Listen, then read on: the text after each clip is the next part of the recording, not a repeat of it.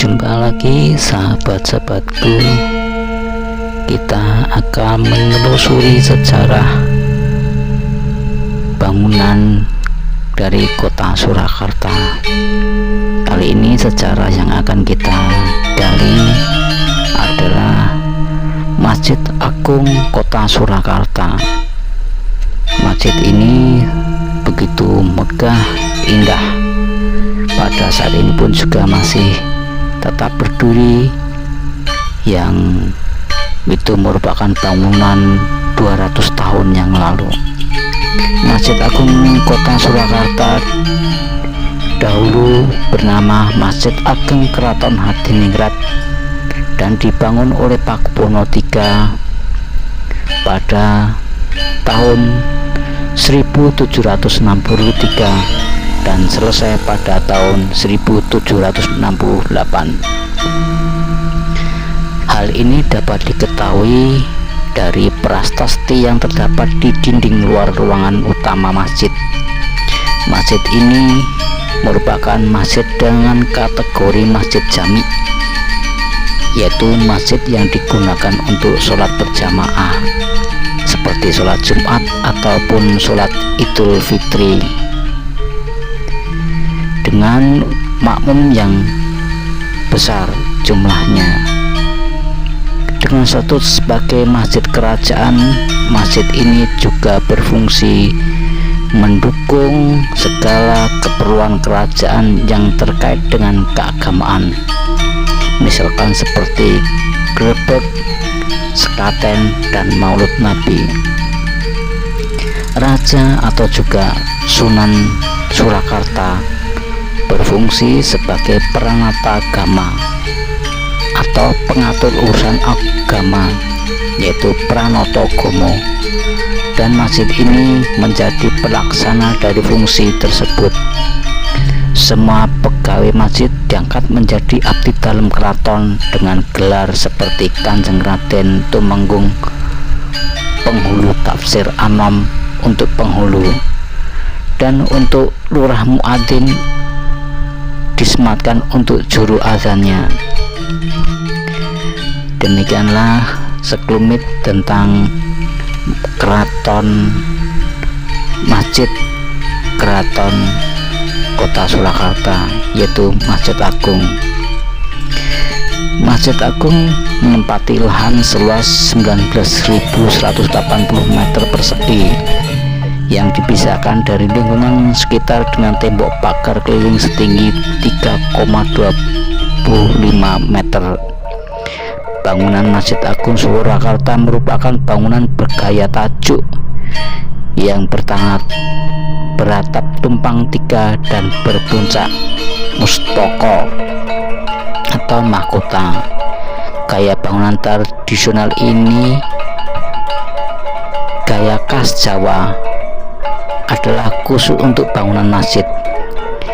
Di dalam komplek Masjid Agung dapat dijumpai beberapa bangunan fungsi kultural khas Jawa Islam. Juga terdapat maksuro yang merupakan kelengkapan bagi kerajaan. Dan kita nanti akan melihat berbagai keagungan dari masjid itu. Baiklah saudaraku, sahabatku, kita akan melihat, kita akan memasuki dari bagian Masjid Agung Kota Surakarta. Yang tampak di depan itu adalah gapura utama atau gapura Paturaksa.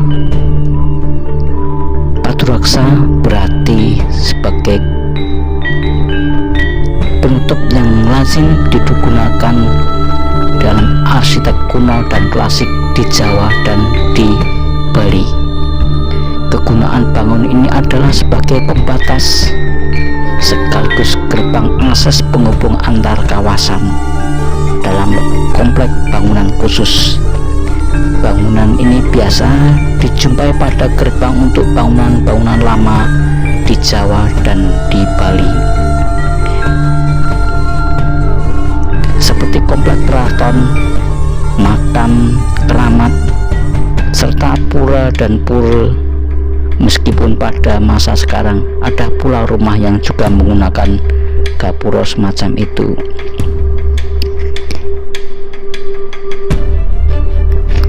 Kita melanjutkan lagi ke bangunan berikut, yaitu Pagongan yang terdapat di sisi utara dan selatan setelah masuk gapura Paduraksan utama masjid.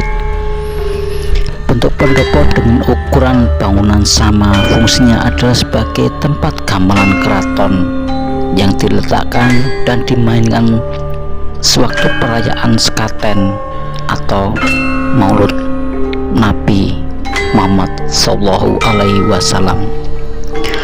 Prosesi yang dilaksanakan dalam rangka menyambut hari kelahiran Nabi Muhammad Sallallahu Alaihi Wasallam ditandai dengan ditabuhnya gamelan Kiai Guntur Madu dan Kiai Guntur Sari.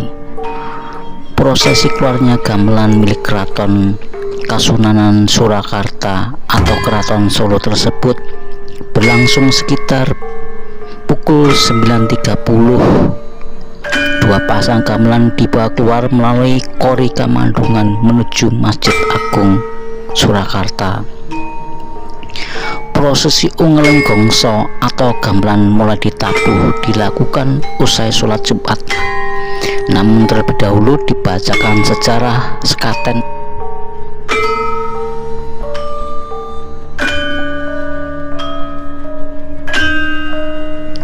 gending rambu dari gamelan Kiai Guntur Madu yang ditabuh di halaman Masjid Agung Solo mengawali prosesi sekaten yang dilanjut gending rangkung dari gamelan Kiai Guntur Sari. Jumlah penabuh gamelan masing-masing sebanyak 22 orang, termasuk pemimpinnya atau biasa disebut tindih. Gamelan berhenti ditabuh saat waktu sholat, dan khusus malam Jumat gamelan tidak ditabuh. Saat bunyi pertama gamelan Kiai Guntur Madu, para pengunjung yang sudah menanti langsung berebut janur yang dipasang di bangsal pradonggo tempat gamelan diletakkan. Beberapa di antaranya lalu mengunyah daun sirih sembari mendengarkan irama gamelan. Kedua gending yang dimainkan saat sekaten merupakan baku dan berlangsung sejak zaman Sunan Kalijogo di Kerajaan Demak. Dalam tradisi ini sejumlah barang identik dengan sekaten, diantaranya pecut atau cambuk yang dimaknai adalah makin ke atas atau makin dekat dengan Tuhan maka semakin taat. Kemudian telur asin atau bahasa Jawa disebut endok amal yang dimaknai orang hidup harus rajin beramal. Kemudian daun dan kapur sirih yang dikunyah agar awet muda, serta celengan, yaitu tempat menyimpan uang dari tanah agar manusia hidup harus rajin menabung. Keberadaan gamelan yang ditabuh dalam sekaten pada zaman Sultan Agung di Kerajaan Mataram adalah Kiai Guntur Sari. Kemudian sebagian gamelan dibawa ke Keraton Yogyakarta ketika ada perjanjian Giyanti. Setelah itu Raja Keraton Surakarta Pakubuwono keempat membuat satu gamelan lagi yang diberi nama Kiai Guntur Madu. Gamelan Kiai Guntur Madu dibunyikan lebih dahulu karena lebih besar dan tebal. Kiai Guntur Madu disebut gamelan sekaten gede. Selama 7 hari ke depan gamelan sekaten akan ditabuh secara bergantian. Bila kita mendengarkan peksel atau gamelan yang berbunyi ini adalah suara dari gamelan Guntur Madu yang dibunyikan ketika sekaten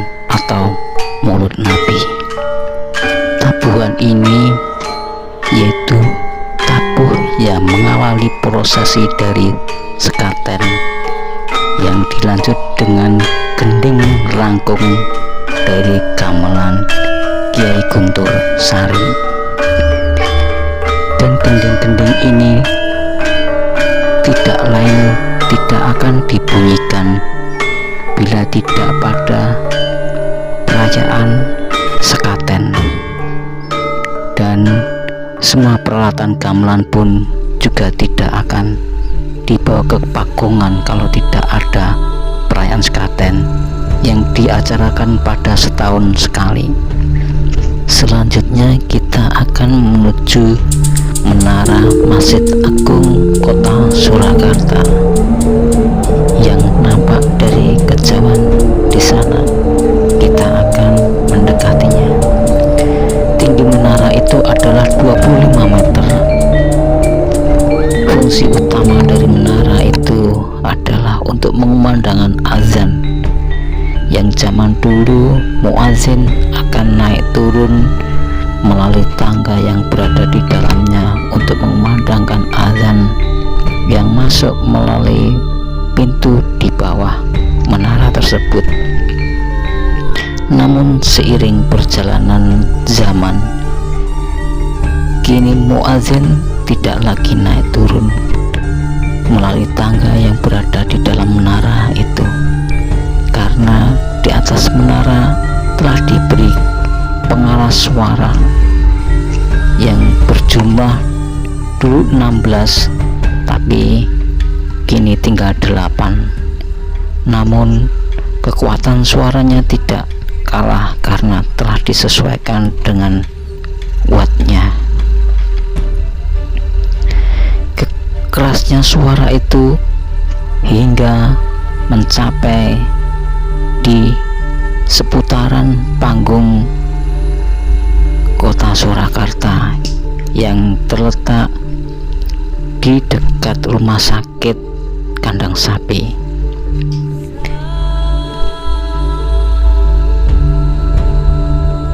Depan pintu masuk menara itu bertuliskan Pakubuwono 10. Itu yang menunjukkan perintahnya pembangunan itu oleh Pakubuwono 10 yang sesuai dengan tercantum di buku dari pengurus masjid. Peletakan pondasi untuk menara dilakukan pada Kamis 12 Ramelan tahun J 1854 Jawa atau 1929 Masehi. Pembangunan baru selesai setelah 17 tahun kemudian dengan menelan biaya 35.000 gulden. Perseliannya dilakukan pada tanggal 14 Sapar tahun Jimawal 1861. Di dalam menara ada tangga yang bertuliskan berbahasa Belanda.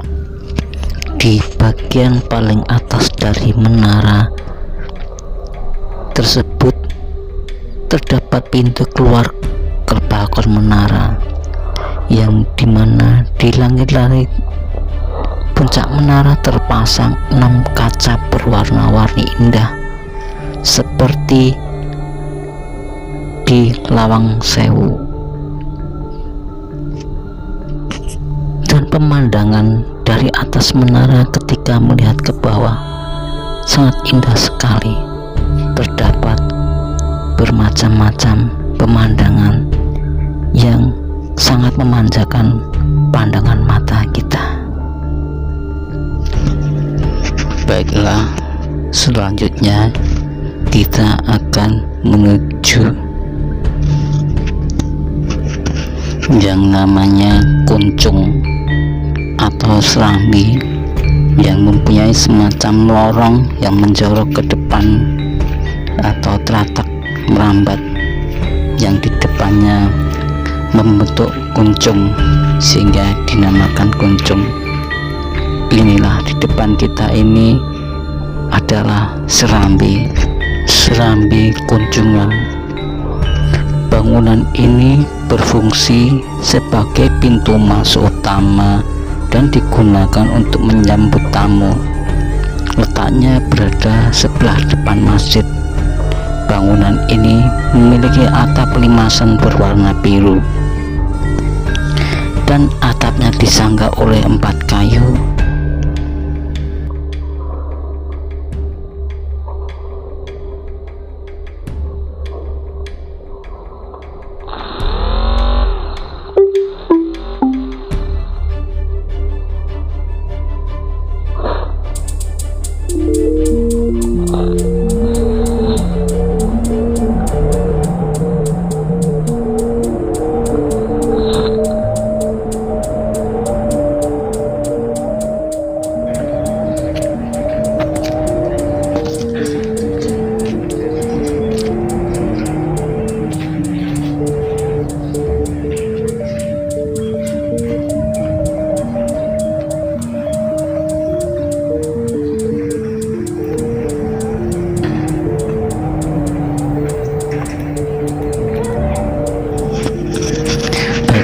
Kita akan memulai masuk ke dalam masjid.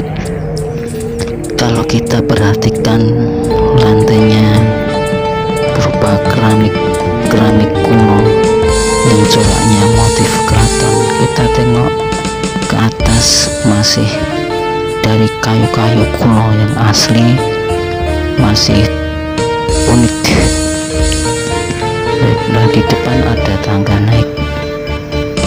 Sebelum kita naik masuk ke serambi masjid, kita coba menikmati pemandangan kiri kita.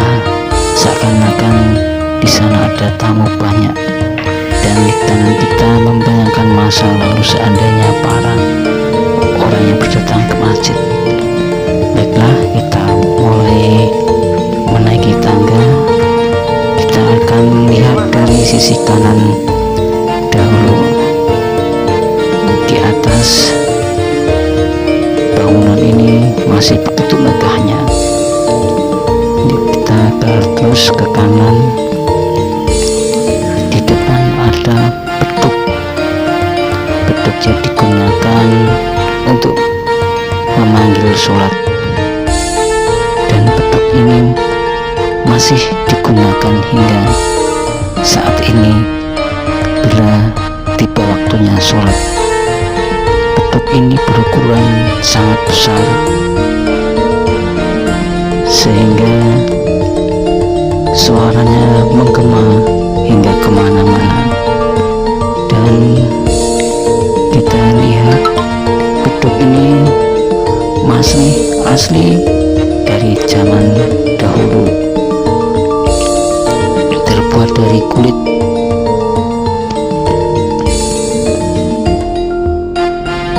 Beduk ini diberi nama Kiai Wahyu Tenggoro. Begitu agungnya beduk ini.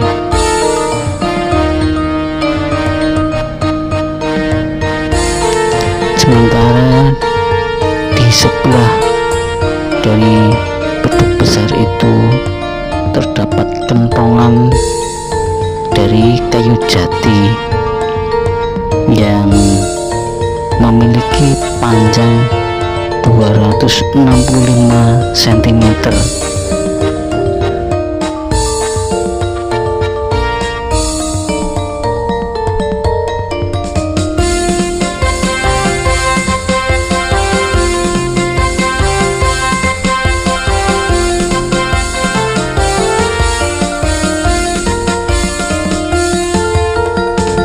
Saat ini kita berada di dalam serambi Masjid Agung Surakarta yang berbentuk 4 persegi panjang dengan ukuran 20,8 meter kali 52,8 meter. Serambi Masjid Agung dibangun saat masa Sultan Pakubuwono XII berkuasa. Konstruksi serambi dinamakan limasan kelabang nyander, yang berarti atap limasan manjang dengan pengerut lebih dari 4 buah. Konstruksi atap ini menyerupai atap pendopo bangunan rumah tinggal yang dibangun dengan tata letak arsitektur Jawa yang telah mendapat pengaruh kolonial. Selanjutnya kita memasuki yaitu ruang utama atau ruang sholat yang berbentuk persegi 4 dengan ukuran 32 kali 34. Ruang utama ini dilengkapi 11 pintu dan 5 pintu timur melambangkan rukun Islam, dan masing-masing 3 pintu di sebelah utara dan selatan ruangan. Ruang sholat Masjid Agung Surakarta dilengkapi 9 jendela. 4 jendela terdapat di utara dan selatan mihrab, 1 di utara tepatnya di barat bilik Yugaswara, dan 4 di sisi barat, masing-masing 2 di utara selatan mihrab. Daun jendela dan kusennya terbuat dari kayu jati, dan di bagian atas kusen terdapat ornamen ukuran geometris serta prasastis. Baiklah, kita di sini melihat mimbar yang terbuat dari kayu jati.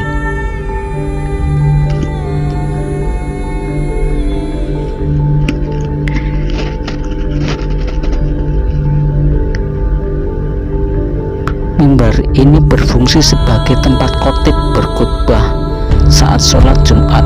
Bentuknya merupakan sebuah tandu yang terbuat dari bahan kayu jati, dihiasi motif lidah api, lung-lungan, patran patmo, dan geometris. Denah mimbar patmo dan geometris.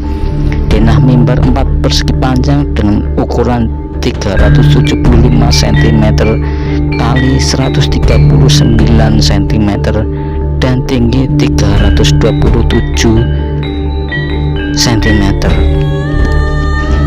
Mimbar ini biasa digunakan khotib untuk menyampaikan pesan-pesannya pada setiap sholat Jumat, yang terletak di sebelah utara dari mihrab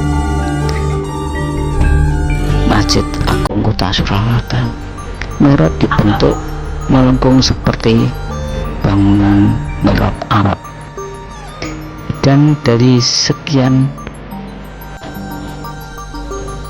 tiang-tiang ini ada di sebelah selatan, yaitu terdapat ruangan untuk sholat pawestri atau sholat untuk para perempuan. Di sini letaknya sholat untuk para wanita melaksanakan sholatnya, yang terpisah dari ruang utama sholat masjid yang untuk pria dan perempuan. Demikianlah 10 menit ruang utama sholat Masjid Agung Kota Surakarta yang sangat banyak sekali keunikan dan keagungannya.